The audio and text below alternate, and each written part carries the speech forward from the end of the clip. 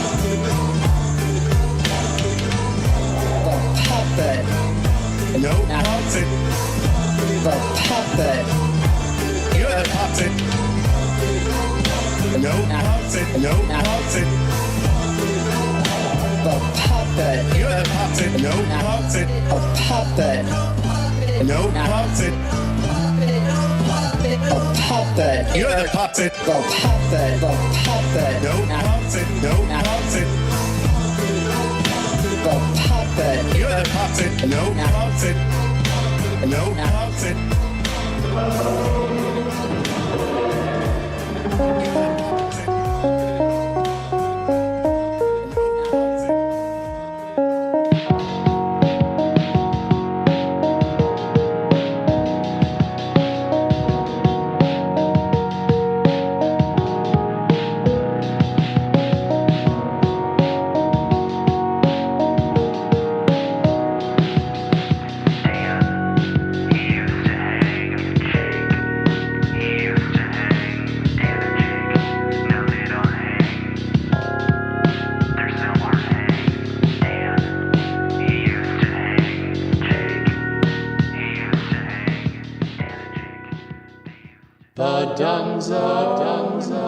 I have a Buddhist monk friend who was running, and he was running, and he was running and running and running, and he was running as fast as he could run. He was running, or he didn't know why he was running, but he was running fast, and he was running and running and running. He looked back behind him, there were lions and tigers chasing him, getting closer and closer and closer. These lions and tigers are breathing down his neck, and he's running as fast as he can. He looks back, they're closing on, they're gaining on. Next thing you know, he finds himself standing over the edge of a cliff. He's taking a breath. He looks back behind him. These lions and tigers are gaining on him. He looks out over the edge of the cliff. There's a 100-foot drop with snakes slithering down below. Looks back, lions and tigers. Looks out over the edge of the cliff. Snakes down below, 100 feet down. He goes over the edge of the cliff, and he's falling. He's falling. And as he's falling, he looks up and sees the lions and tigers. He looks down and sees the snakes. Up, lions and tigers. Down, he sees the snakes. Next thing you know, he grabs onto a branch hanging out the side of the cliff. He takes a breath. He looks up at the lions and tigers. He looks down and sees the snakes. The branch starts to get a little shaky. He looks at the base of the branch. There are 3 rats gnawing away at the base of the branch. He looks up. He looks down. He looks at the rats. And then for some reason, his eyes are drawn to the other edge of the branch, where he sees the most beautiful bushel of strawberries he's ever seen in his life. He becomes completely mesmerized by them, reaches out, and he devours them. It's my story. What do you think? Pretty good?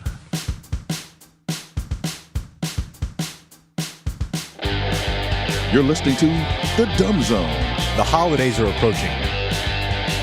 Let's plug Early Bird. That's Early Bird CBD, which is not your regular CBD because it has THC in it, which means if you get drug tested at work, Early Bird is not for you unless you work here. And we drug test you to make sure that you have some Early Bird in your system. Helps get the edge off after a long day. Early Bird CBD. What is the? So we have a bunch of new codes that are special for the holidays. Go to dumbzone.com, promo codes on there, and you'll see all the. I don't want to just list them all, but the more you spend, the more you save with a few different promo code options. Shipping, of course, always free. It's a Texas company, based right there in Austin, so customer service, you can count on them. Earlybirdcbd.com, and you can always use DumbZone20 for 20% off. There you go. The Jason Garrett story there, once told by the great Khan on King of the Hill. It's a Buddhist story. Not a watcher of that show. I've never seen it. Man. Are you watching the reboot? Isn't there a new one? I don't really have many TV hours these days, Dan, but Clayton said it was good. TC said it was okay, I think. I started watching the thing. The first run of it is you should see. It's very good. What's the old-timey president show that we were told to watch? Lightning? Death by Lightning. Have you seen it? Yeah, it's really good. I've seen the first 2 episodes. What'd you think? Great. Yeah. I love the main guy. Who's the president? In James Garfield, but it's Michael Shannon as the actor. Michael Shannon.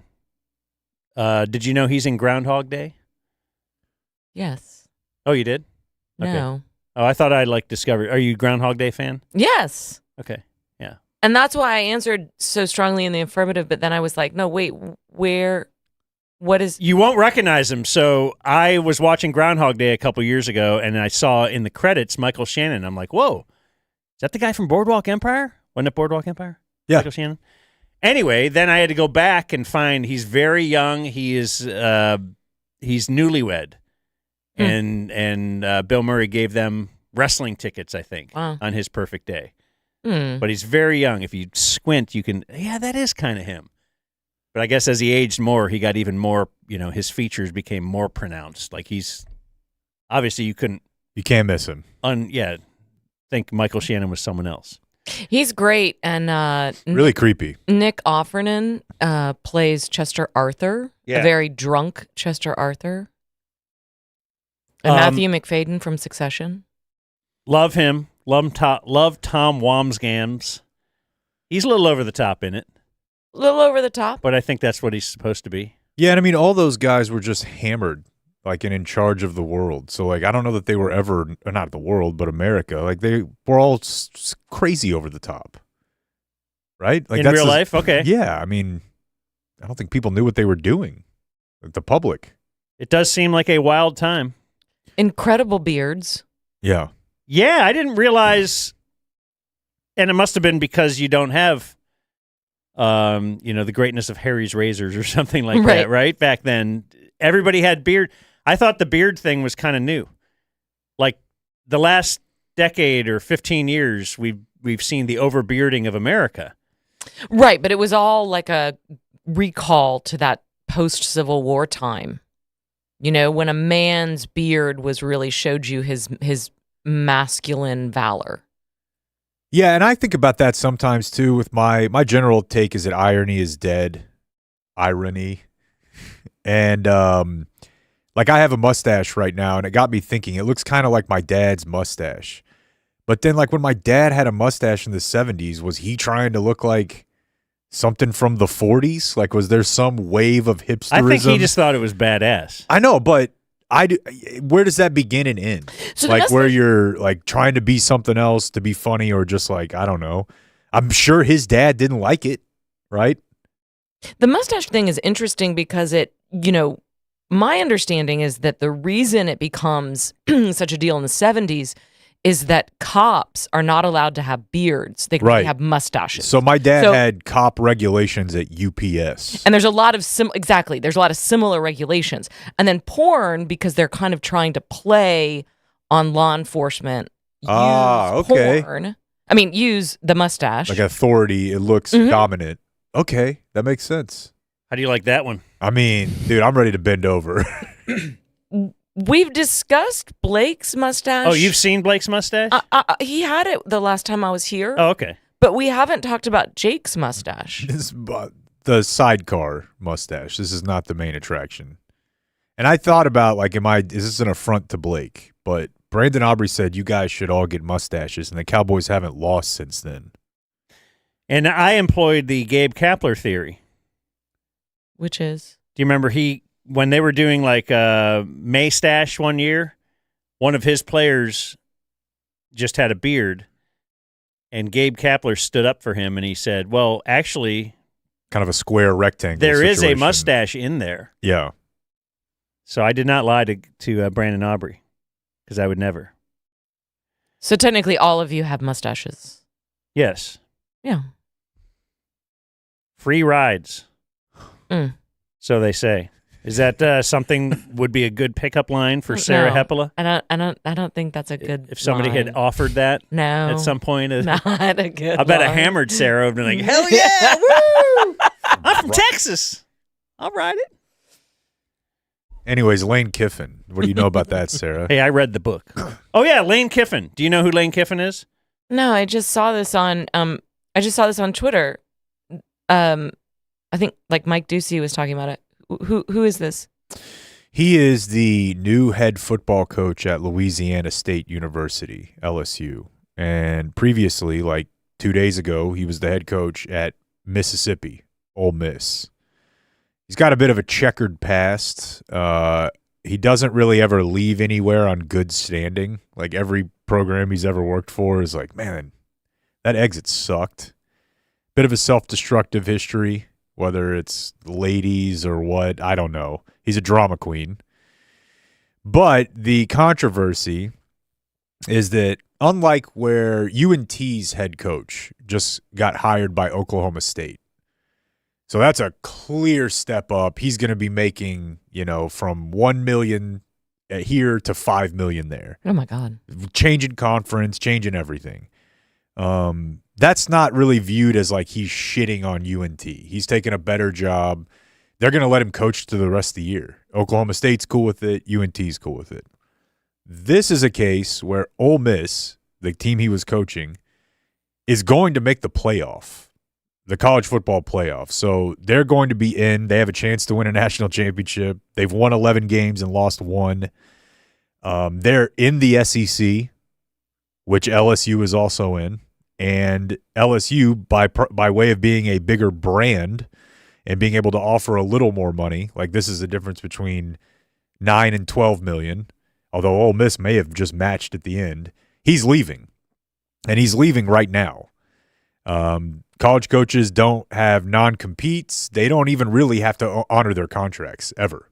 They just can leave. And if the other school is willing to pay the buyout to their previous employer, their contracts are worth nothing.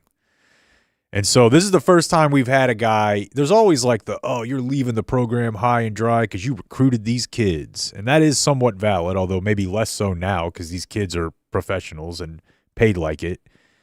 But we've never had a coach just in the middle of the most important part of his team's season just leave to go to a rival, the state next door. Really not that much better of a job, just a different job that people think is cooler.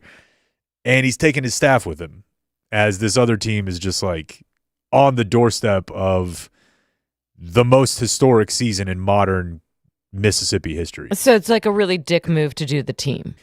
Yeah, but the thing is, he said, I want to stay and coach. And the Ole Miss chancellor and AD, you could say that this is hubris, but also just they need to get on to their next thing. They're not letting him. They're like, look, dude, if you're going, you're going. Don't let the door hit you.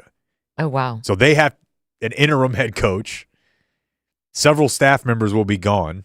You know, they gut it. It's basically going to gut their coaching staff, at least on the offensive side, as this team tries to win a national championship, which they have a very real chance at doing. It's not the normal stepping stone type move. And he drug it out over like 3 weeks, and now it's just a huge, huge mess. And who's the new coach? The defensive coordinator, a guy he's leaving behind. Gotcha. But yeah, what it gets to really the reason, like there's a lot of rules about college players and transferring, right? Like they've tightened it up a little bit, Dan. The window now starts January 2nd, where used to you had to do it like even earlier than that. You had to declare you were leaving like in mid-December when the season was still going on. That's a mess. But now it's January 2nd. However, the playoff is still going on at that time. But there's rules on how many times a player can transfer, when they can transfer. Can they transfer when a coach gets fired? They can now, but they only have 15 days to do it. It used to be 30. And that 15-day clock doesn't start when their old coach gets fired. It starts when a new one gets named the permanent head coach, not even an interim. So there's a lot of rules about the movement of players. There's no rules about the movement of coaches. Huh. Like our perceived take on non-competes is probably known. Yeah. Given our legal history. But that was really more about the scope and the breadth of non-competes and applying them to like sandwich artists at Subway or, you know, not competing for advertisers. College coaches appear to have the most uncaged like contract situation in the economy. Like, I don't know that there's another one we hear of where it's like, well, I signed a 10-year deal for $10 million, but in year 5, someone offered me 15, so I can just take it. The new employer will just pay my way out of it, and that's it. Is it that the incentive to get the best coach possible is so great at these schools that they're willing to kind of give them this kind of long leash? And the problem or the gift and the curse here is no school wants to change the rule to where you would have to stay because they want to be able to go poach on their own right. So you'd have to have the biggest schools agree to do it, and they're the ones who benefit the most from it, so they never will. That's what we were told about, like, even our non-compete or whatever, like other radio stations in town, even though it was clearly not whatever, you know, like they wouldn't want to help you eradicate the non-compete. It works well for them because they love it. Yeah, we were told that. But the incentive with college programs is just that there's so much money, I think, that we have zero idea about. Yeah. The incentive is just money. Because they have, I mean, they're like Aggies. We're paying Jimbo, what, $50 million to leave? Yeah. So if you are just that willing to quickly do that and then hire another coach, we can't even fathom what the money must be.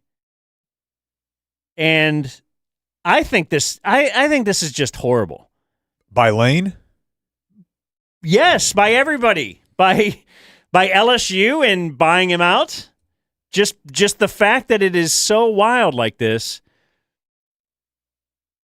Like a 10-year contract, you should have to honor it on both sides. And I know I want to be pro-labor as much as we can. No, but there is a degree of, but there's some kind of it's ethics too, right? It's morality, maybe not morals. It's more ethics that just, yes, I signed a 10-year contract with you, and we talk about different gives and takes with a really long-term contract. Generally, that would mean, well, I'm going to have the faith that you're going to be really good for this long, but I don't have to pay you as much. You know, we've seen it like in sports, in Major League Baseball or something, you know. If you want just a 2-year deal, we'll pay you more per year. But if you want a longer deal, just because you're introducing a lot more risk. Something could happen, we'll give you less per year. That doesn't even happen. No. There appear to be no market forces mitigating their deals at all. But yes, in the coaching ranks, it's insane. And what we've seen this turn into is that teams, if they even kind of think we might not be wanting this guy at the end of the season. Think of James Franklin with Penn State. Let's be too early rather than too late. Let's get rid of him, like firing him, because we can now go look and try to hire somebody. Like, that's why I think coaches are getting fired mid-season left and right now. That hasn't happened before. And the thing where you can just go to another school and just poach them shouldn't exist. If that didn't exist as an option, I don't think you'd see as many coaches fired so early. No. And the only way it wouldn't exist is if there was an NCAA-wide agreement, right? Like in the NFL, you can't just hire someone else's coach. No, you can't even interview for. I mean, you got to get that approved, and it's got to be the lateral move or step up move. And they're rules. all still making tons of money, and they're feeling good. Yeah, it's. I think Lane Kiffin is an easy target. He's just because he's abrasive. He's abrasive. He likes it. Like he likes being bad at PR and making that his image is that I don't give a fuck, right? Like he's done this before to other schools. Right? Yeah. I got in an argument with a reporter the other day that called him a hoe because the guy had written in his piece like you can't turn a hoe into a housewife, meaning like Lane Kiffin does this everywhere he goes. Yeah. You really shouldn't be surprised. Dan's always quoting the secretary, like, oh, this guy left his wife for you, and now you're shocked that he continues to fool around on you.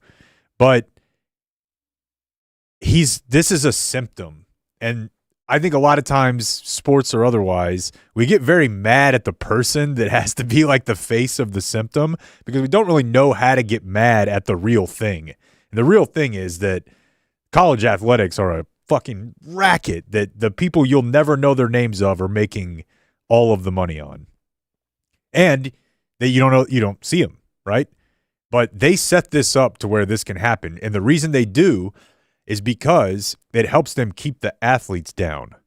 So the reason that they don't have some sort of global thing, unified thing as the NCAA, which would allow them to put enforcement in on the coaches, is because that would make it way easier for the players to unionize and get more and more. They would become employees eventually. So the very thing that they use to keep what the bulk of their labor down, the athletes, opens a space where the coaches have no – because the coaches get to act like professionals. The players are treated like this is still amateur athletics. Mm-hmm. It's a wild, wild scene, and he's an easy guy to be mad at, but everybody would do the same thing, dude. I know that's the thing about morals and ethics. That's subjective. A contract's not, but the contract's only worth as much as they're willing to enforce it. And I just think most people, if you were like – the common one this weekend was like, let's say you're a sports writer. You've done super well as a sports writer. You make $200,000 a year. Another paper that's a little bit bigger or website says we'll pay you $275. Like you're doing it 100 times out of 100. Now you have to introduce the playoff part of it. Okay, well, you had a big piece you were about to finish that they were counting on you for, and they're like, well, you can either finish it or take the money, but it can't be both. You're going to take the money. Most people. That's before even getting into, like, does he just want to move? Like, I can't. Yeah, my thing is, how can I judge that? I just feel like guaranteed contracts should be guaranteed on both sides. And I don't think that shouldn't be considered a novel take.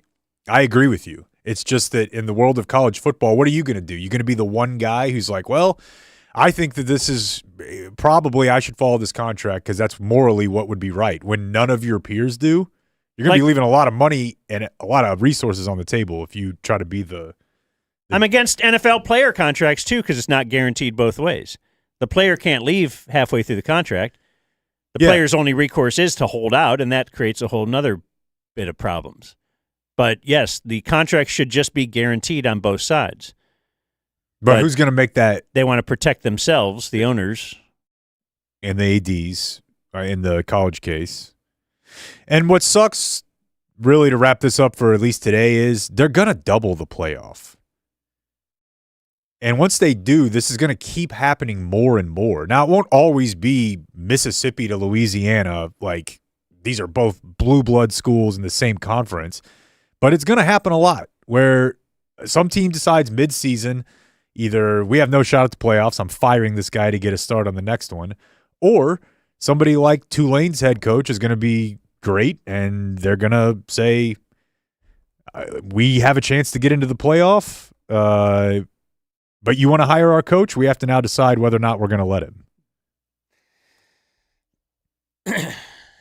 Yeah, college should just become a college coach is basically what we're saying. They appear to be. Do you see? Have there been any numbers on what they have to pay, or LSU is going to have to pay to buy him out? I don't know. I know what they're giving him, which is $12 a year, which is probably 3 times what the head coach of the Cowboys makes. By the way. Yeah. Wait, what? Yeah. The Cowboys are notoriously cheap. Like I do know that. Their head coaches are like bottom third, but college coaches now are going to be making more than all but the top 2 or 3 NFL coaches. There's so much money in it now. That's insane. And it's an arms race. And they don't have to give it to the players. They don't have to give it to the players. The players get a very small percentage. They get some, but okay, wait. This just feels really related to why college is getting so much more expensive. Yeah. It's because the arms race thing applies together, right? across athletics and like academics, where you've never been. You can't go to a college campus now where half of it's not under construction. Where they're like, we're building a new, because we got to put this money somewhere. New spa. Yeah, new spa. Well, they're in an arms race you're trying to attract each. Yeah, they've overbuilt colleges too. And dude, we were at a listener's house last week. He goes to Alabama, or just graduated from Alabama, and his girlfriend moved there from Massachusetts to go to Alabama. And I just read some article about like East Coast kids, former Ivy League types who now just want to come to the South because of football, the sun, the amenities that they can build because of football. Right, which begs the question of what are you doing in college, or what is college for exactly? Okay, so I had the experience Friday night where I'm standing on the sideline of a big-time college football game, slightly left of center in my frame of mind. And I asked the same question. I was like, why is this here? Like, it feels like this is, if you really want to get into this is just like a tool to create families because the economy needs successful males and females. Like, we need it together. Like, this is where people meet to have kids. That's the only reason this exists. And then TC was like, no, this only exists because companies don't want to train their employees.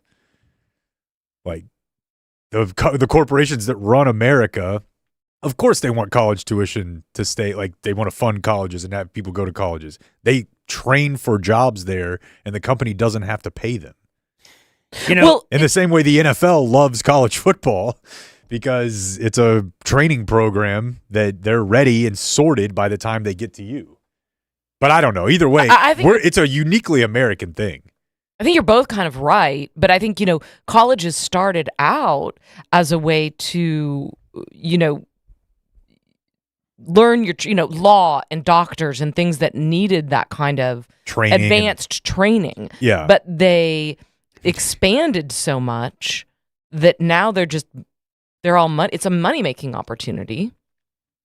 Which maybe that gets us into our today in Twitter. How does this even get to then when your college sends you or calls you after you graduate and they want a donation? I can't say F you fast enough. I can't even understand it. I know. Like, are you Wait, kidding? why? And I didn't even. Because you spent so much money for college? Or Yeah. Yeah. Like. Yeah, and his is nothing compared to like what he's paying for his kids, and But they'll, my they'll kid keep calling him for went his to kid. Clemson, and they're going to hit her up like, oh, now you got a job. Can we get some of that money that you're making? Like, no. I thought we had a transaction here where you teach me enough to get a job, and I pay you lots of money for that teaching. Yeah. And now you want a donation because wasn't that fun going to the games? All I can tell you is you wear orange? Never make the mistake of giving a small amount thinking, oh, I do feel a little guilty. I owe them something. I'm going to give them $100 this year. Yeah. Because you will never hear the end of it. I've done it once, maybe twice to UNT's grad program, and it's like having kids. You think I'll get them something. They're going to be bitching either way. Yep. If you think it's going away after you buy the one Labubu, it's not. The place I heard about when you're talking about people are moving from the East Coast and down to SEC schools, I actually heard Ethan Strauss and Mike Pesca talking about that. Well, two of my favorite guys. That's right. That are not in this room. Right. Thank you. Mm-hmm. But Thank you. But we all know each other through one person. Ethan. Through Sarah. Oh. She's the one who introduced us to both of them, if you remember. Mike Pesca, for sure. Great dude. Yeah. And I wonder, though, how the reason I asked about how much Lane Kiffin or how much LSU had to pay, because we do think about the schools that pay a ton of money to after they fire their coach. Hell, Texas was paying a few coaches at once, I believe. But what about the schools that keep chasing that dragon? LSU, how much did they have to pay Notre Dame to get Brian Kelly? Dude, that's how a great much did they have to pay to get Lane Kiffin? Like, they're just... And then how much do they pay? Are they still paying Brian Kelly? Because they fired him. Yeah, they probably are, yeah. So what did they have to pay But Notre Dame to get him? You do remember that's like a legal thing. The governor's involved. Oh, yeah. They may get an out on that where like they fired him for cause or something, but it's a $54 million buyout that they had to pay Kelly to go away. $54 million to make their old coach go away to pay the new one. And what did they pay to get Kelly in the first place? Right. Like what is the amount of money that they paid just to have the last, 3 or 4 years that he was there? It might have been $100 million. Yeah. And they're like, yeah, well, whatever. And they think it's of it football. as It just right. keeps coming in. Yeah, Brian Kelly, $53.3 million in buyout payment. Are we doing today in Twitter? Yeah, we should. Or is that in it? Okay. It's a quickie. Yay. Well, maybe. Is it a quickie? Is it brought to us by Frankel and Frankel, personal injury attorneys, 214 or 817, dial all threes. If you get into an accident, think of Frankel and Frankel. If you have any situation, you will talk to a partner. You will, be treated right. Get what you deserve. Frankel and Frankel, personal injury attorneys. And very important, when you do contact them, say, hey, I heard your ad on the Dumb Zone, even though they're like everywhere. We get it. Right. They're on buses. They're on billboards. They're on other radio stations. Mention the Dumb Zone for your boys. You could do like some sort of a night crawler mission where you go around and get in an accident, document other people getting in accidents and just hand them the card. Yeah. That's a great movie, by the way. Creepy movie. Loved it. Nightcrawler. Like a dude who goes around L.A. and does like independent journalism, at night. I have not seen it. Jake Gyllenhaal. It's very good. Faye Dunaway. Kind of like right? the TMZ model of like going around and selling stuff. Okay. We don't need an open? Oh, sorry. I like the open. I know you're looking at me. The Dumb Zone presents Today in Twitter. A University of Oklahoma student studying psychology says the failing grade she received on an essay where she cited the Bible was a violation of her right to free speech. You hear this? You see this, folks? I mean, does she have any other evidence? You're new to this story? Yeah. Okay, Well, I it's thought just from Sarah would know about this. So did I. I thought your gender issues Google alert Yeah. went off. Stop it. But, that's an interesting story, but I kind of called this. But the story is she's in a gender class, right? And there's a assignment where they're supposed to respond to an article about how people are perceived based on societal expectations of gender. She wrote in her article that gender roles should not be considered stereotypes. She cited the Bible to support her stance that eliminating gender in society would be detrimental, would put people farther from God's original plans for humans. She received a 0 on that assignment from the professor who is trans. Okay, what school is this again? Oklahoma. Okay. The professor told her, you're supposed to be citing empirical evidence here. Like, refer back to the articles we've covered. Like, if you can find stuff in there that you can work with, do that. She did none of that. The essay's been posted online, and of course, people are quick to be like, yeah, this just sucks. Like, you don't put the word I in these articles. It's a piece, a scholarly piece. But it's a red state. The universities are hot button issues right now. Gender, we saw the thing in College Station where the Texas A&M student ultimately got the chancellor had to step down because of that, right? Because he had initially supported the professor, and then Greg Abbott got the guy run. Mm-hmm.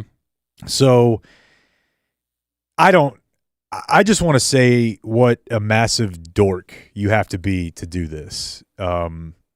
Not what I think college is about, but maybe it is. But the point I wanted to bring up is just her mom is exactly who you think her mom would be.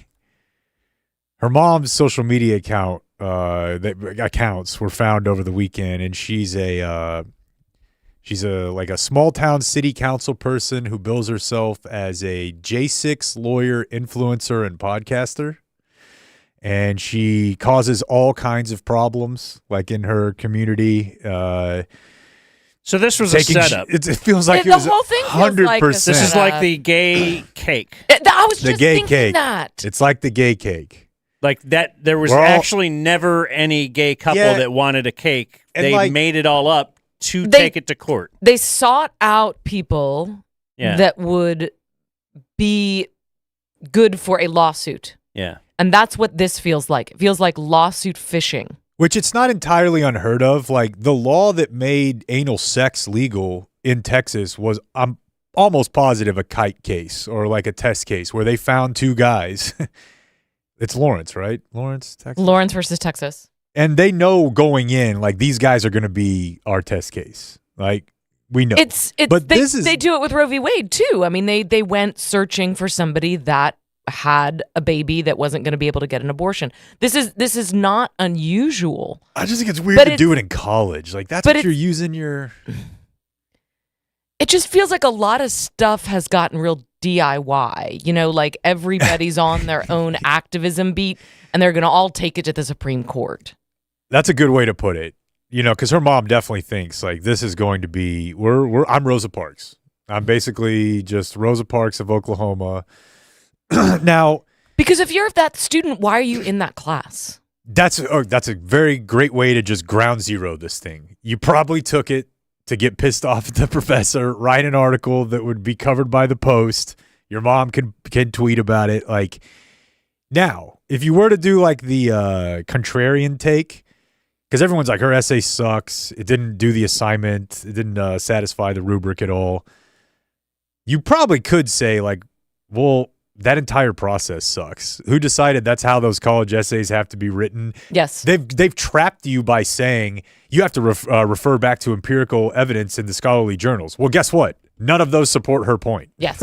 So, like, by telling her you have to write this essay within the confines of this writing set of rules, they're already kind of imposing a little bit of an ideology or at least a framework onto you.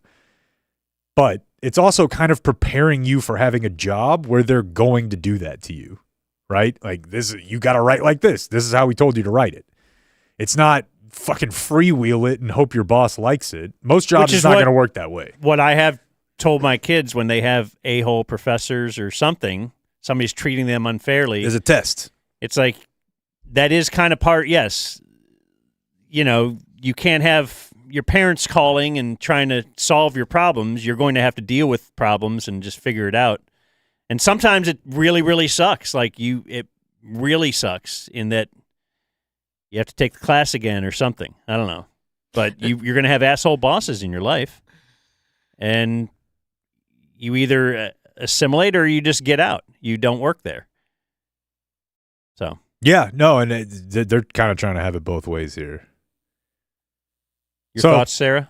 Well, this is why I was not a good college teacher because, I mean, I liked teaching college. I taught memoir and personal essay at UTD for a while. And the problem is that I don't like rules. I don't like rubrics. I don't like teaching that way at all. Students really do like structure and they like being told those things. I couldn't do any of that. If I had set out a rubric and then somebody had said, you know, fuck all this and totally, you know, blown all the rules out of the water, but I still found the argument compelling, I would have given that person a good score. Yeah. Because I find it really interesting. Like, to me, I would value, like, you guys are emphasizing rule following, conformity. Fair enough. Maybe that is what college is for. I would have, you know, preferred, you know, I like interrogation or pushing, you know, standing up for something that is unpopular. Like, all of those are more interesting to me.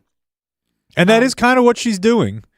It just, there's this feeling of astroturfing to it.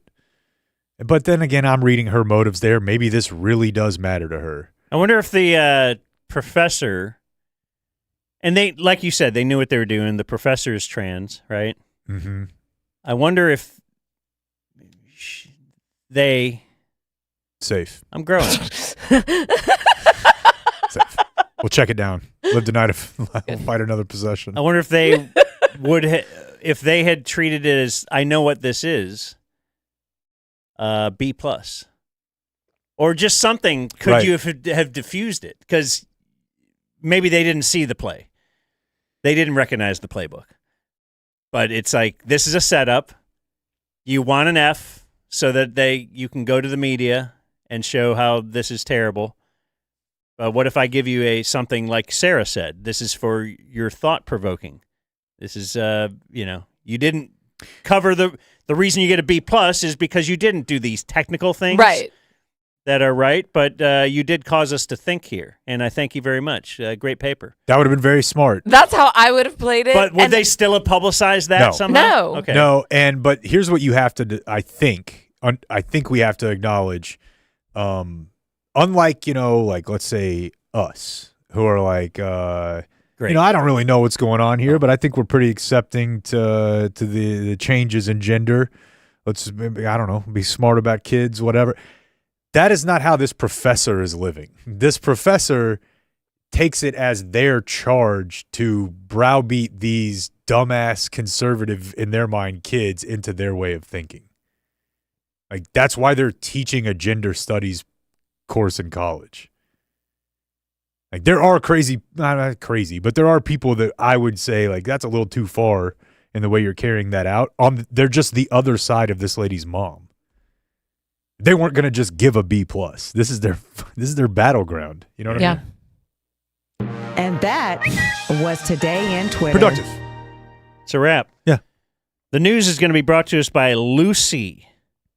What's Lucy? Nicotine pouches. So good. They got gum too. Ooh. They've got gum too. I'm listening. Lucy.co, promo code DUMBZONE will get you 20% off and always free shipping. I've got some pouches. I got the Breaker pouches. It's a little nicotine pouch with a little surprise in there. A little blast. It's Lucy.co/DumbZone, by the way. Yes. And then promo code DumbZone. I'm just correcting what you said. And that's fine. Because that's the most important part. Apple Ice. That's the most important flavor to me. They also make 12 milligram pouches for some people who are like, hey, I'm tired of these single digit. It's the good friendly ice. Yeah. Thanks. Thanks for the delayed laugh. Lucy.co, promo code DUMBZONE, Lucy.co/DUMBZone. Like I told Sarah, they got gum. They'll deliver it straight to your door with a subscription. That's what I do. Subscribe and save. It's good stuff. Everybody I've ever given one of these to is like infinitely better than the other pouches that they've tried. And How fine about print. the Cowboy Special Teams? Cowboy Special Teams. They all love Fueled them. by Lucy. Yeah. Lucy products are only for adults of legal age, and every order is age verified. Warning, this product contains nicotine. Nicotine is an addictive chemical. What is the age of legality for nicotine these days? I think it's 21. No way. I know. That's so wild. It was 16 when we were kids. Yeah, man. I even got 18 for most of my whole life. Well, Soft. sucks to be you. Woke. If you're Here's Jake with the dumb. if you're under 21. All right, let's flip back over here, Dan, to the right page. Shuffle my papers here. You can't even get 21% off when you use what is it? DumbZone 21 on LoneStarBeer.com. You have to be 21 to purchase. Yeah. Sorry, kids. They have merch. You can only look cool. They have cool merch. You know, when I was in 8th grade, I had one of those inflatable Budweiser beer cans in my bedroom. Excellent. Why not? It just strikes me as so strange. And my parents never asked, like, well, that's kind of weird. Like, it's. What was your book about? And obviously. Obviously. And my sweet parents are like, well, I guess the kids are just doing it now. I guess the kids just like Budweiser. Like, because of that, remember the dog? Oh, Spud? Spud! Spud McKenzie? Oh, I certainly had I had like a neon sign at one point. It was like, oh, he's in a band. That's cool. That's probably what people in bands do. All that. I had big posters of Joe Camel in my room. Yeah, I used to. I bet you there were people who did. I was like 7. I used to collect Camel Cash. Oh, yeah. Turn that in. As a big player. I was telling Dan the other day, my mom, who decorated all this, lovely lady, she had a lot of brothers and sisters. And the youngest one had a condition, or has. He's actually still alive, despite, like, he's outkicked the lifespan on his condition. It's kind of like Down syndrome. Mm-hmm. Where he's kind of at, like, 3rd grade, probably, maybe 4th grade. But he was a big smoker, still is. A huge smoker. And he was like, he lived for Camel Cash and for whatever the Marlboro one was. Like, he was just always toting the catalog, like telling you what he was about to get. That and Walker Texas Ranger were the two things that he was like really, really into. Great dude. Are you Catholic by chance, Sarah? No. Are you? No, I'm not. But I am, I don't know. I got married in the Catholic Church. Fascinated by Catholicism, the mysticism of it. Sure. There's a story here locally where the Pope Oh, yes. blessed a stone for the congregation at a Pleasant Grove church. So the priest there traveled to Istanbul, met the Pope. He touched the stone and said, "Take this," like Jesus said, back to Pleasant Grove. And yeah, I don't know. He was blessing a stone. Like, what are we? It's so Harry Potter. It's like not even funny, but it's a news story. Like, how big is the stone? That's a good guy. We're talking a pebble. Pebble gives me a thought of it's small. So stone. I mean, it's a brick, right? Like, Yeah. he's blessing the brick for they're going to build a new church. And he's saying, Okay. bless this brick as like the foundation of your new church. Bless the brick, like Pusha T. Man, can you imagine just being the Pope and like everything you touch, people are like, oh my God. Has there ever been a pope who, or are they weeded out just by the process of amping you up so much? But has there ever been a pope who had like imposter syndrome, where he's like walking out of the tunnel that day and he's like, I can't believe that they're going for, I touched a rock. There's gotta be. And you're stoked about it. Wait, did you watch Conclave? No. Okay, I did watch Young Pope briefly. Okay. Like, I did 3 or 4 episodes of that one. No. Jude Law, right? That one, I remember it, but I didn't watch it. But Conclave, one of the guys was having, just like all these private doubts. And it must be true that these popes are like, come on, guys. You can't tell anybody. What are you going to do? You're going to go to Pope therapy? You're the therapist. Like, who are they going to tell? Like, I don't know. This seems like I'm kind of doing a ruse here. I don't know. Is this the new pope, the American pope? Yeah. Is he from like New Jersey or something like that? I believe he's from Chicago. Oh, Chicago. And I know that's that right. because No, that's right. I know he's a White Sox fan, and I know, as Clayton knows, that at the deli that I go to in Grapevine, Weinberger's, Dan Weinberger went to high school with the Pope. So in their deli now, there's a fucking American Pope. They can just have a guy who lives in Grapevine, knows him. He probably hated him. Just so A hot dog and Leo. that people like went to high school with the Pope. With a guy who can Doesn't bless stones. Make sense, but this is probably just a fear-mongering story that I shouldn't even do. Great. But there's a TikToker. He goes by POV Wolfie. And his bit is traveling to places like Austin, where there are a lot of homeless people, and filming himself gifting them like 18-inch machetes. Wow. And sometimes he gives them booze too. Okay. Why machetes? So they can kill each other. Yeah, it kind of appears to be a more of an act of omission, passive sort of bum fights, where he's just like giving these people weapons and booze. Yeah. He says, I travel around, bulk record in one city, and then for my safety go to another one, do the same thing there for a couple weeks, just travel around. I've armed homeless in Austin, New Orleans, and Little Rock. I have plans to go to Vegas and Skid Row. He says the police have told him that this is, unfortunately for them, legal. Where's Skid Row? L.A. That's the one. The one near the one. Blech. This is so different than Blake's long-suffering connection with Angelo, yeah. Angelo. His benefactor. Yeah. Benefactee. I just give him clothes. And Has money. he hit you up today? Did he re-up today? Yeah, it's First December and fifth. 1st. Wake up, wake up, His new wake card up. It's hasn't the come in first of yet. the month. Okay, so you have to, when the new card comes in, that's when he'll be reloaded with his December cash. But has he wondered where it is to you today? Every other day he'll call me and ask if the card's in. Call you? Yeah. We're picking up the phone? Every other time. That's a He good, got me kind of a recently. grandparent pace. Well, I just hate the moral conflict of seeing his name pop up on my phone and just like cursing at him in my head because I don't want to talk to him. Yeah. Dude, this is Just all like a moral grandparent. conflict. Yeah. No, You're It's thick all of it. moral conflict. He It's a called- biblical story. He called me on Thanksgiving, and I had the Cowboys game. I was prepping. I was like, not today. I can't believe this effing guy calling me on Thanksgiving. What could he want? I answer the phone. Hey, I just want to tell you happy Thanksgiving. Of course. Of course. Been thinking about you and all you've done for me. He's got his list.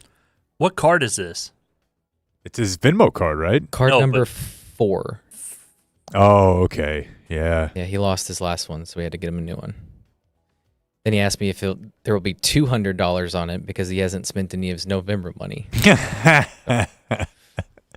Kind of has you there, You're doesn't he? teaching him accounting, Kind of, though. yeah, kind of. God, that is such a good story. Especially around the holidays. It makes us a lot more Teflon from criticism.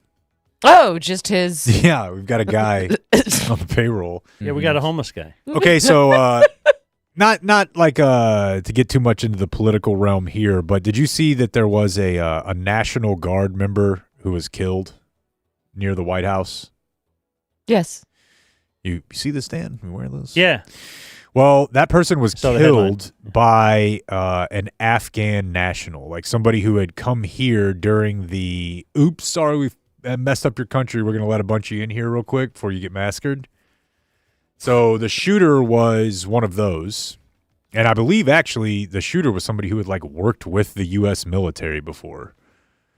Well, here in Fort Worth, actually the same day or the day before that happened, ICE arrested an Afghan national over in Fort Worth for threats he had made on TikTok to blow up a building in Tarrant County. I was able to actually track down the TikTok because I kind of just wanted to see it.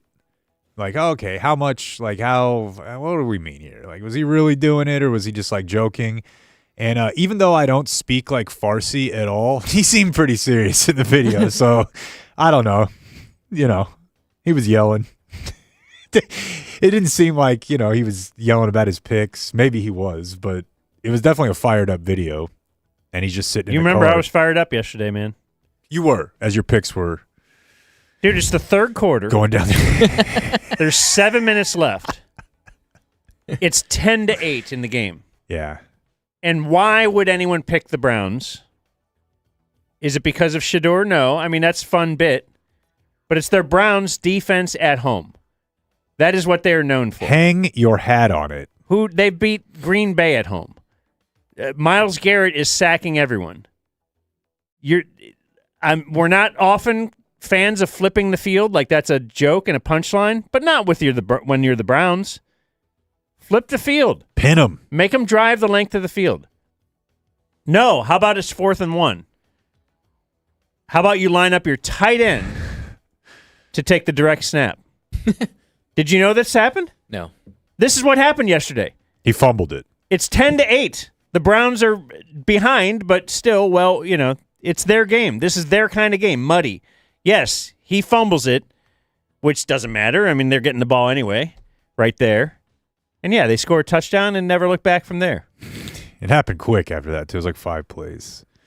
Tough picks day for Dan. I can't believe he tripled against Purdy. But he didn't offer or try to blow up a Fort Worth building, though. Oh, yeah, sorry. And what about the Afghan guy, too? I thought I saw funny online back and forth about that, where that guy, it's the one side was like, hey, see, like you're just waiting. You want one of these shootings to be someone who is not an American. Oh, right. Yeah. Like, yeah, see? And then everybody's like, yeah, damn. You probably won that one. And then they do a little more work on it, and they're like, oh, wait. He was approved to come into this country in April. Oh, yeah. Who can we move with this administration? Yeah. Yeah, but it was by the Biden laws. Yeah. And the thing it was Biden. Like, I just love that back and forth. Well, that back and forth. We're just hoping, like, you really stop caring about the people that are killed. You're hoping that the person that did the killing, though, is going to fit your narrative. Right. And if it doesn't, you'll kind of work it that it doesn't. If we want to work it back. Actually, they were trans. To my Really? If we want they knew a guy that was trans, though. He's probably loving him. Yeah. And then another one who got swept up in Doge because he worked on transmissions and they had command F'd it. But and I'm not saying one side's better because the other side is really happy if it's a MAGA guy, well, too. Can I tell you, like, oh, yeah. To fit my narrative where the sides don't matter, this is all happening because several administrations, both Democrat and Republican, got us into an illegal, unjustified forever war in Afghanistan and in Iraq. You think, trust me, Obama's not safe on this one. Obama's got a lot of blame to share for Afghanistan. So at some point, you're going to have to end that thing, and there's going to be consequences from that. Sometimes it might be a sub-courthouse in Colleyville. Some guy on TikTok tries to blow it up. Let's see. What else do we want to do today? What are you burning on, Sarah? What's in the news for you? I'm going to an event tomorrow that Charlie Sheen is hosting. Oh, wow. Dan just watched the documentary. He can help you with some background if you want. Is it worth watching? Absolutely. Okay. You're going tomorrow? Yeah, it's this You might want to get on that. event. I'll watch it tonight. It's this odd event called Doing Good for Dallas, and it's hosted by Stella Jets, which is like a luxury aviation company in Addison. Okay. And then they have Charlie Sheen hosting this event that's like raising money for kids' toys. It's like the weirdest, like, these things don't go together. Well, good for him. I wonder what his fee is. It's got to cost you $100,000 to get Charlie Sheen in town. Right? 10. You think 10? Yeah, I think 10. I think if you put him up at a nice place, $100K feels like a 100K crazy feels way too big. Okay. I just don't think there's a rush for him to host a lot of Toys for Tots galas. I saw him Oh, live. Lady Jade will be there. Oh, yeah. Who's Lady Jade? I don't know, but she's at like everything that I like. It's Lady Antebellum. No, Oh. that's Lady A. Lady Jade she's like a hip hop DJ and influencer. Okay. Awesome. K104 Once Upon a Time. Wait, yeah. Lady Jade and Sheen in the same room? I know. Yeah, I went to the Sheenius tour. Do you remember after he was winning and all that stuff? And Tiger Blood, which actually was just HIV. They had a tour where they would go to arenas across the country. And That's they had a right. dude out there who would play guitar. We called it sports guitar because he'd say some shit. He'd be like, yeah, man, I'll tell you what, the big networks, who cares? I just walked away winning. And then they'd be like, and like with everything he said, they would punctuate it with like a nice guitar, a screaming guitar. Dude, we could do that easily. God, that Pull was that Farrago up. Yeah. such a weird phase great. in American culture. It was like 2010, 11, I don't know. something like that. But I was right in it, man. Cheering. Yeah, Charlie. It was great. All right, there's your news. Oh. Okay, let's go over here and do this. The Dumb Zone News. Like and subscribe. That was a good news. Tell Sarah about Factor meals. Please. Factor is legit, Sarah. I don't know what your home cooking situation is, but It's terrible. Unlike the meal kit, which really wouldn't work for you anyways, unless you're just cooking for your cats. It's true. Factor, they'll just deliver the meals right to you pre-made. You pop it in the microwave for 2.5, 3 minutes, and they are legit good meals. The vegetables are good, and I'm not even a vegetable guy. Yeah. They got tons of options for people who don't want to eat most types of meat, like Dan. Vegetarian stuff, keto stuff. Just about everybody who does this gets healthier and loses a little bit of weight just by eating their meals. It's not even like a diet. No cleanup. You know, you don't have to go out and make sure you have a tiny little bit of this spice or that spice. Very good stuff, especially if it's a busy time of year. So check them out. Okay? That sounds perfect for me. Factormeals.com/dumbzone50 off. The promo code dumbzone50 off. That'll get you 50% off your first box and free breakfast for a year. Dumbzone50 off. Factormeals.com. I didn't know that. Ready to eat meals delivered with Factor. Offer only valid for new Factor customers with code and qualifying auto renewing subscription purchase. They are good meals. Let's start with viewer mail birthdays here. Happy birthday. Thank you. What? Who was that? Oh, Sydney Sweeney. Yeah. You missed our big Sydney Sweeney. Oh, no, I listened to Good. it. It was great. Let's see here. All right, some viewer mail birthdays. Hello, sir, vaginal slice of the land born. Yesterday was the annual birth celebration of my brother-in-law, Dallas Dunaway. Wow, porny. Our leaders are Jake making 1/5 of a half-baked conjecture and asking Dan if he knows what he means. That's good. 1/5. 1/5. Also, Fred the dog and the Oak Cliff Honeybusters are on our board of directors. Never punt from D's ear, Tony in Alaska.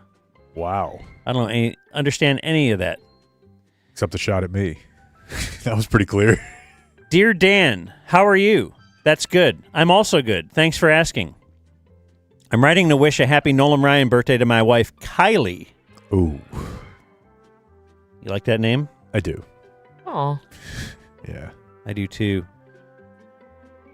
I once had it nixed, or I nixed it. from being my daughter's name. Why is that? Because I have a rule. Well, it stemmed from the only porn star I've ever interviewed live in person was Kylie Ireland. Mm. And then my wife really liked the name Kylie for a girl, and I knew I would only think of Kylie Ireland.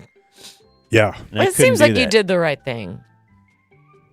I have a lot of morals, I have ethics, some lines, a code. I have a code. I won't click on a porn if the name of the porn actress is my daughter's name. I think that's Which was only tough. fair. Because one of the ones he picked is used often. Yeah, but I've since changed my stance to where, because my daughter spells her name EVA. So the A's in play. Because the A, you're going to be ruling out like 50% of the population. Yeah. The name Ava has exploded. Yeah. Anyway, Kylie is this guy's wife. Last year, her request was for Jake to say something nice about Taylor Swift. This year, the request is for Jake to watch one Premier League game and see if he likes it. Oh, I do. Would recommend Chelsea. They're very exciting. Punt when you feel like it. From the playmaker DF number 88, Justin. Yeah. I've congratulated him on that listener number before. I like soccer. I like watching it. Why don't you marry it? If I had a lot of money and I didn't have to work, then all I'd probably do is watch sports. So, yeah. Hockey. I love hockey. There's just no If you time. love your job, you don't work a day in your life. Yep. It's beautiful. That's what I'm Dearest Hounds of the Hoo Ha Hotel. Friday was my It's creative. 37th birthday. I was woken up in that special way thanks to Game Day Men's Health. Bingo. I got an afternoon pick-me-up courtesy of the 9 milli Apple Ice Lucy Breakers. Bingo. Ooh. And ended the day relaxing at my warm home thanks to Community Mechanical Preventive Maintenance and the Lemon Early Bird Gummies. You just hit for the cycle, my friend. My leaders are Brandon Aubrey, Blake's Punisher logo mustache, and Jake's bravery. From day one subby Edwin. Great dude, yeah. Hit it all there. The commerce tree. Qualis Roofing presents On This Day in History. Anybody got a pee? Again? Is that a drop? I just heard Qualis. Okay. December 1st is today. Monday, December 1st. This is the day. You got a new month. I'm so excited. I'm soft launching my new Starting on year. a Monday. Yeah. Yeah. Get this. Soft launch your new year today. Like, I went to bed early last night. I didn't eat snacks I heard before this bed. Yeah. sell earlier. It's- you seem- This is messing up my rhythm, which is to go full on debauch mode I know. in December and make it harder for myself in January. I know, but I feel like I started that mid-November. Like, Yeah. I started, like, just eating, like, what am I doing? Like, just some gnarly food decisions in the last month. If you can gain 10 pounds here in December, that 10 will come off in January. And then you'll feel so accomplished. Oh my gosh. But you're yeah. saying soft launch, so you Not can, hard. Yeah, it's still a little bit. I'm going on a Maybe trip tomorrow this you'll- weekend. yeah. But just kind of start to ease yourself back in a little bit. It'll be easier then. Yeah. Wet it. I'll think on it. But you're gonna have a book. It'll be all done. You're not fucking starting shit. I'm not starting shit. But your Because book's it not going to be makes done me for feel Christmas, right? so- no, it's done. It'll be done. In a week, and I'm so But can we anxious buy it about it. and get No, it for Christmas? you won't get No, it. but her till- work part, I just mean, is like at Oh. that point you hit the finish line and you're like halftime and your foot's out the door. I just have to. It makes me feel so anxious. I have to overeat. So I'm gaining weight this month. Don't you owe us a dinner? Yeah, you owe us Red Lobster. I am so gonna get you guys all Red Lobster, and your great fans are invited as well. We're gonna do a book launch, but that's not happening until fall 26, when the money comes in. Yeah. You're kind gonna of money we you're gonna talking be about? Thick as hell by then. Oh my god, I'm gonna be so thick. Did you get an advance? Cowboys will be 6-0. What's your advance? A lot of money. $100,000. Higher or lower? Higher. Whoa, nice. It's like years of work. She got the 158 million. That was her. Are you the one that got 100 Somebody emailed Don't talk us. about that anymore, dude. Okay. I was in the car with TC for 8 hours. Is that all he wanted to talk about? That's all he wants to talk about. And I'm like, TC, you have to understand. And I don't mean to fucking get you guys behind Oz's chair here or anything, but like, I know a lot of the emails we get are fake. We're all doing bits here. This is an entertainment product. That's real. Almost every email I get, I read it knowing somebody's doing a bit here. They're effing with me. I kind of think that one's real, though, for sure. Oh, you all do, which is a sign of how bad things have gotten. Where one guy emails you guys from an anonymous email that he made up and is like, I won $200 million. Haha, what do you think about it? And now it's all these guys want to talk about. TC's like, why wouldn't he give me anything? The whole way down. TC, what has he done for that We all guy? want in the will. Because now TC knows the guy's been like a 12-year IJB listener. The guy, again, who doesn't exist. So he's been going through all the subscribers, Oh, yeah, sorting by dude. date. Yeah, you're not far off. Okay, so it's December 1st. On this Yeah. day in 1891, James Naismith nailed 2 peach buckets up on opposite ends of a gym and instructed teams of his students to toss soccer balls into them. And so the game of basketball was invented on this day. Wait, what year was that? 1891.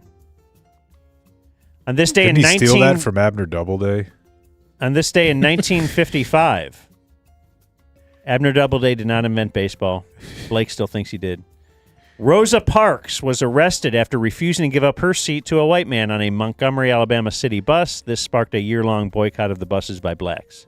Yes, and some years later sparked a column by Jen Floyd Ingle where she compared Johnny Manziel taking money for autographs to affect change as to the same as Rosa Parks not giving up her seat on that bus that day.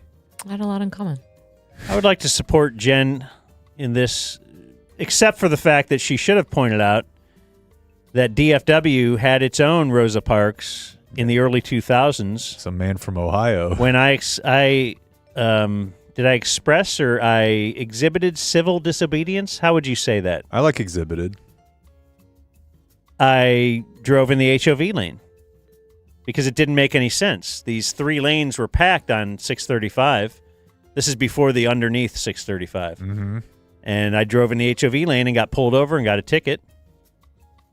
And I didn't think that made sense for the environment, for the ozone layer. Commerce. All these people are packed and they're not moving. I'm moving right along. I'm helping traffic. Man, I'm the best. But yours didn't pop that hard like that lady's did because you weren't all hot and she was. She was hot and pregnant. Yeah. Remember the mommy? Do you remember the HOV mommy a couple years ago? Again, nobody loves the word mommy more than They called her that. Brandy Batone, yeah. She was on our show. she was on the show. What? She was pulled over in the HOV lane, but she was pregnant. Oh, I do remember And this. so she argued. Speaking of political So is test this not a cases. life? Yeah. I thought you Yeah, can't that's have very an abortion, interesting. right? Because you said that's killing. Right. The And cops they're like, Damn it. yeah. Jesus, you're right. And you're hot. Okay, back to the segment. On this man. day in 1964, Blacks out. the Colt 45s changed their name to the Astros. The Houston baseball team was known as the Houston Colt 45s, but they had a dispute with the firearm company. And so the firearm company said, change your name. This would be so bad if you were called that. I had a shirt. Which is cool shirt. That feels very woke. I guess they would have changed it in the future anyway. Yeah. Like the Washington Bullets. At some point, which, of course, that put an end to all gun violence in the Washington, D.C. metro area. Colt 45s is a cool name, though. It's a cool logo. Yeah. But an incredible increase in wizardry. Everywhere you turn, If you there's remember. spells, magic. Once the Washington Wizards emerged. On this day in 1997, Golden State Warriors guard Latrell Sprewell assaults his head coach, PJ Carlesimo, and was suspended for 10 games. Doesn't seem like a lot. That was kind of like the peak of being your parents wanted you to be afraid of the NBA and how black it was. Like Latrell Sprewell was the case of like, no, we're not doing this. This is too much. Next thing you know, they'll have tattoos. Yeah. Dribble it between their legs. And so today is Monday. It's December 1st. What happened on this day in Dumb Zone history, Blake?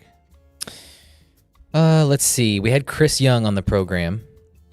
And I think we were all laughing at him because he thought the free agency class they signed in the offseason would lead to a World Series.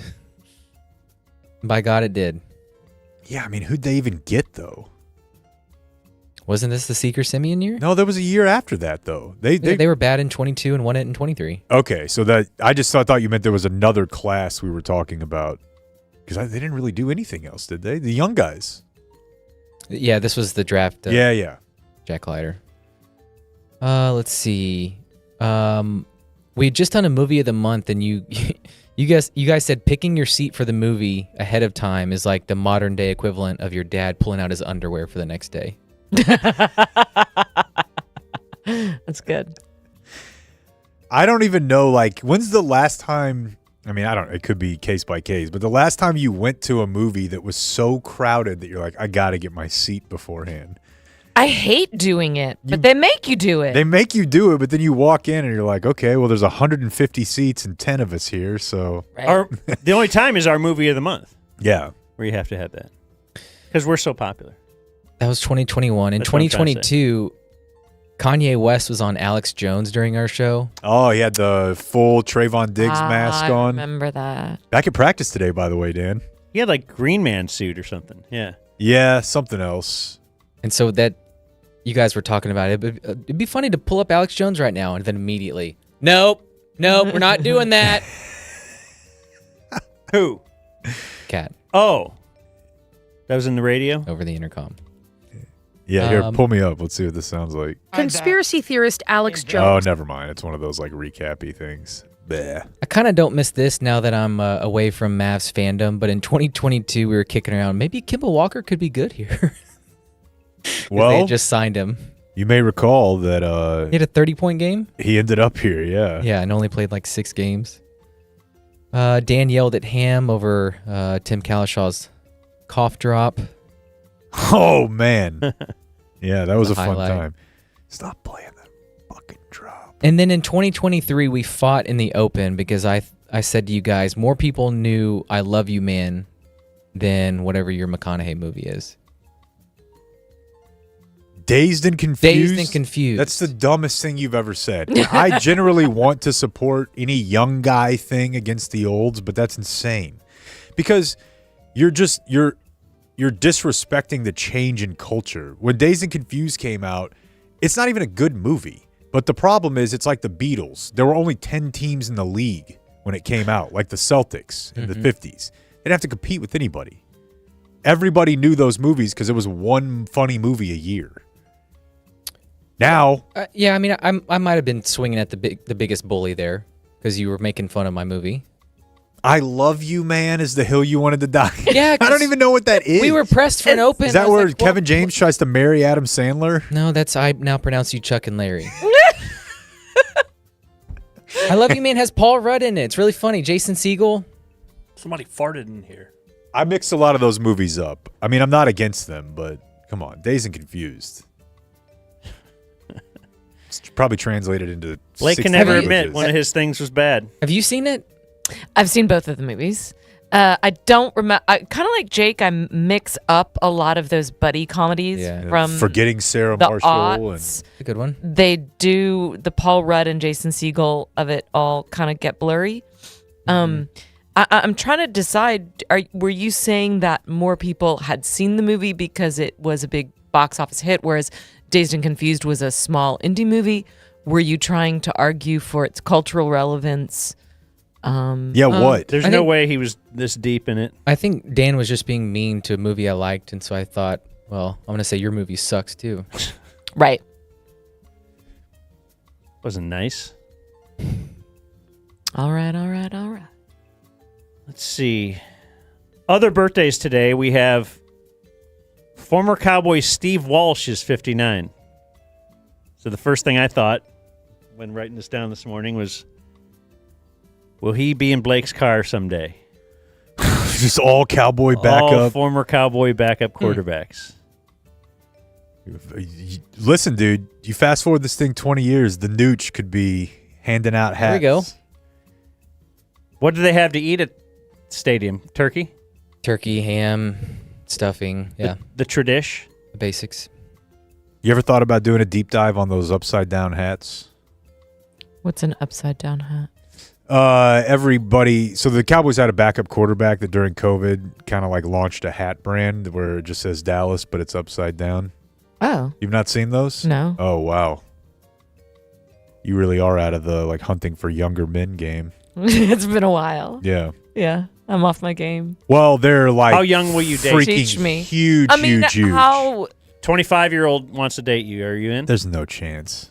I would be disgusted to learn that.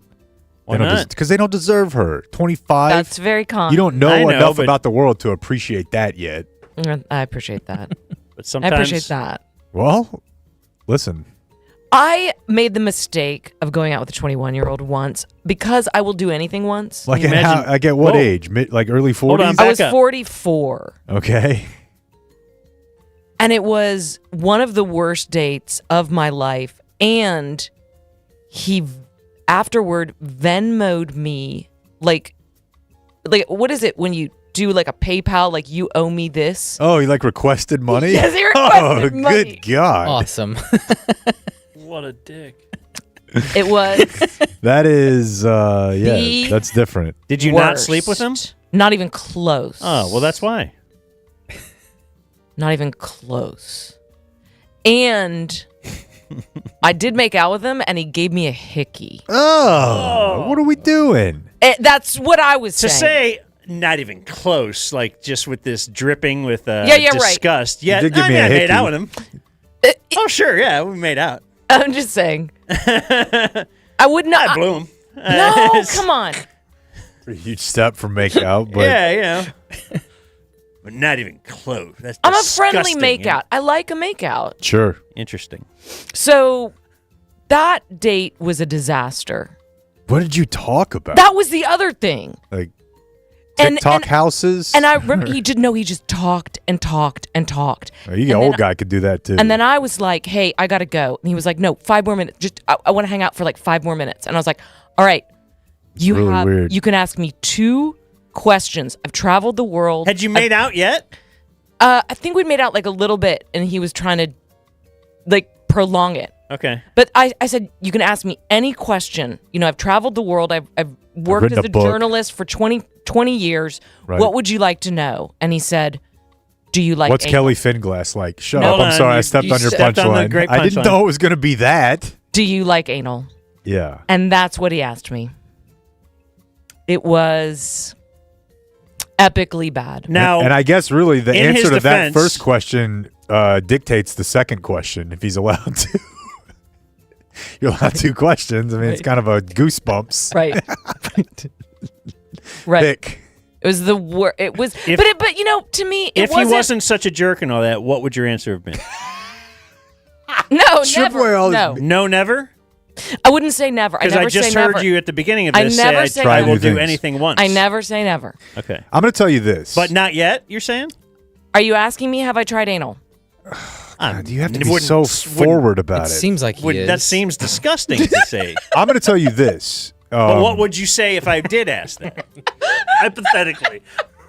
Go ahead, Jake. I can't do this.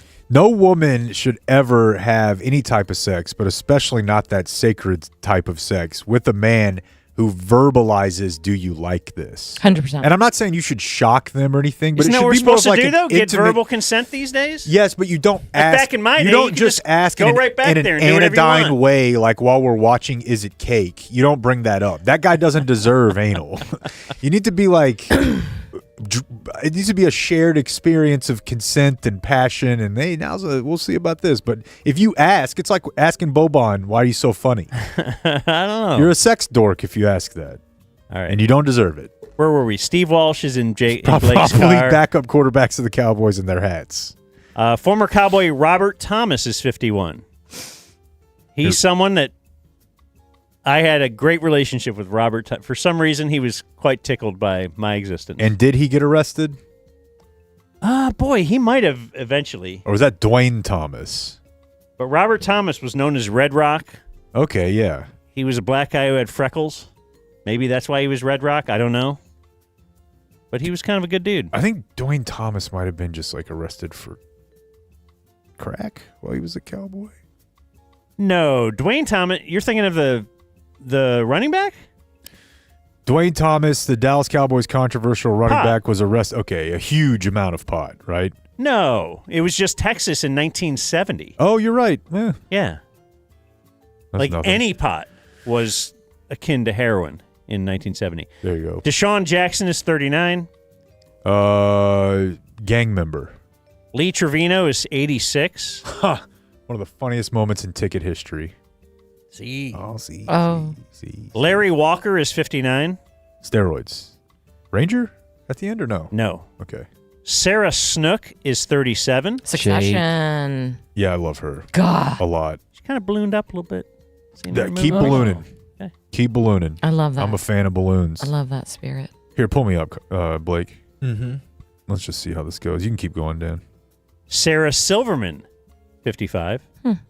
Maybe that's why I was thinking Sarah Silverman. Jews in Nazi Germany, do I get love then? Schwarzenegger said he loved Hitler. They gave him an award. I'm just saying, I don't like Nazis, and I don't like This is where what some of the Cat's Mafias yelling. are doing either. I like Hitler. That's right. You're Oh, not. there you go. I like Hitler with this ski mask on. Actor Nestor Carbonell is 58. Give me a roll. Well, I know him from something very recent. But he was in Shogun. Shogun.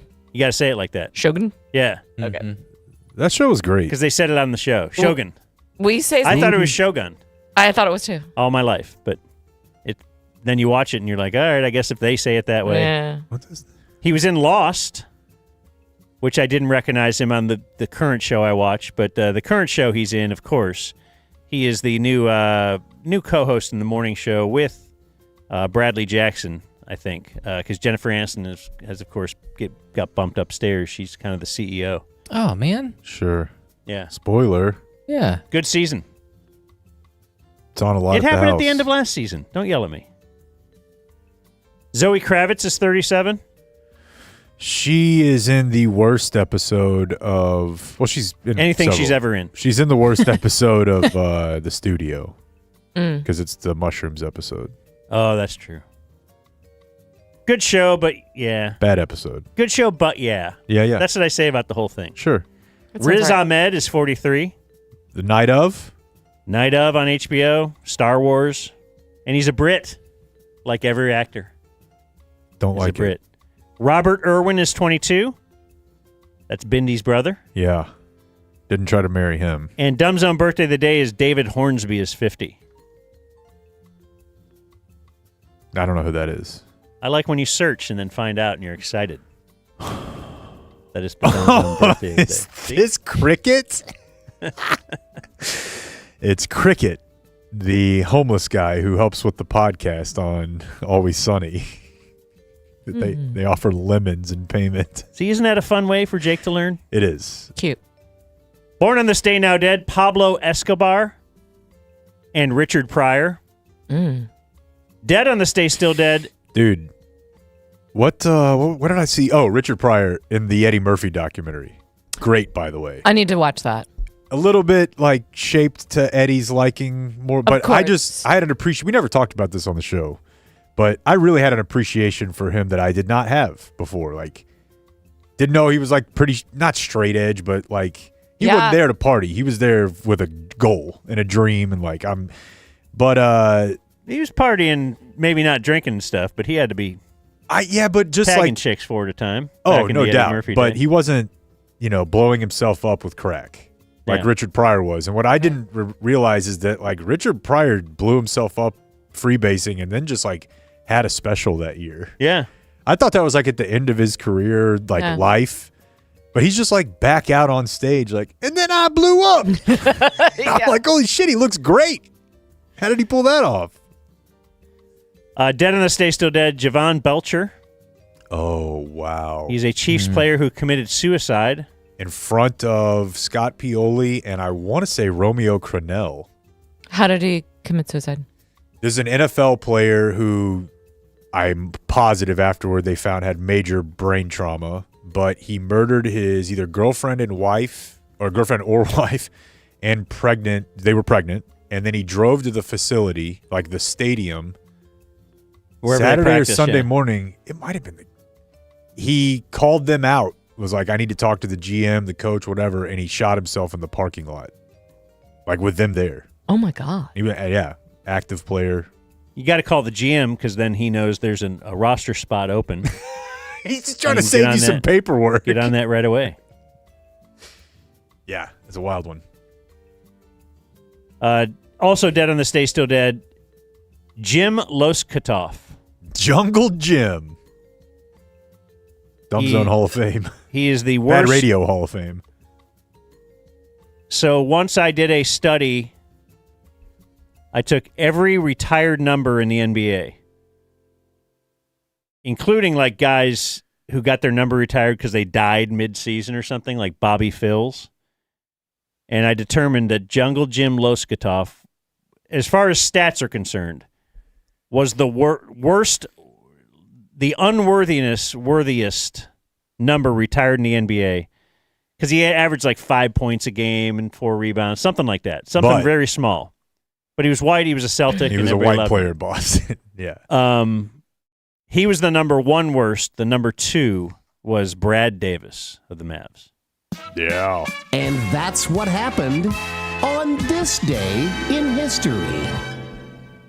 And that's all I got. Closing remarks are brought to you by anyone, Dan, besides Sarah? We could throw a little love to Game Day Men's Health. Don't forget, gameday.dumbzone.com. Get yourself rock hard for the holidays. Yeah. So what do you got going on, Sarah? For the holidays? Well, just whatever. Your closing remarks. Your you want to direct your anyone book situation. You want to direct anyone to your podcast? Sarah is, of course. Any features coming up? The star of Smoke 'em If You Got 'em.